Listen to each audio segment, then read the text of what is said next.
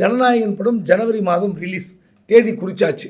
அப்போது நீங்கள் என்ன மாதிரி அறிவித்தால் தன்னுடைய ஜனநாயகன் படத்திற்கு தியேட்டர் கிடைக்கும்? தியேட்டரில் முடிச்சவன் ஜனநாயகன் படம் வந்து வரப்போகுது. அவர் அரசியல் கட்சி தொடங்கிட்டாரு, படம் இதான் கடைசின்ட்டாரு. இதுக்கப்புறம் அவர் அரசியல் கட்சி தானே பார்க்க போறாரு, சினிமா படத்தை ஏன் பார்க்க போட்டு? அதான் சொல்கிறேன், ஒரு அரசியல் கட்சி தொடங்கிய பிறகு விஜயுடைய பேச்சு நடவடிக்கை ஒரே மாதிரிக்கணும். ஒரே பேச்சு, ஒரே வீச்சு, ஒரே மூச்சு. அப்படி இருக்கா? தன்னுடன் நடித்த ஒரு நடிகை கதாநாயகி கிட்ட என்ன சொன்னார்? அந்த மம்தா பைஜுவா என்ன சொன்னார்? சார் இதுதான் கடைசி படமா, இன்னும் நடிப்பீங்களான்னு அந்த அம்மா கேட்குதான். அந்த அம்மா கிட்ட சொன்னாரான், பார்ப்போம், தேர்தல் முடிவு பார்ப்போம், முடிவுக்கு அப்புறம் இன்னொரு முடிவு எடுப்போம். அப்போ என்ன அர்த்தம்?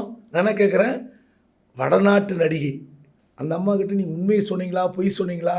நான் ஜாலியாக தான் சொன்னேன்னு கூட நீங்கள் சொல்லியிருக்கலாம். ஆனால் ஒரு அரசியல் தலைவராக உருவெடுத்த பிறகு எந்த வார்த்தை சொன்னாலும் அது எங்கே போய் முட்டும், எங்கே போய் இடிக்குன்றது நீங்கள் உணர்வே இல்லாமல் பேசியிருக்கிறீர்கள் என்றால் அது எவ்வளோ பெரிய ஒரு அறிவிலித்தனம்.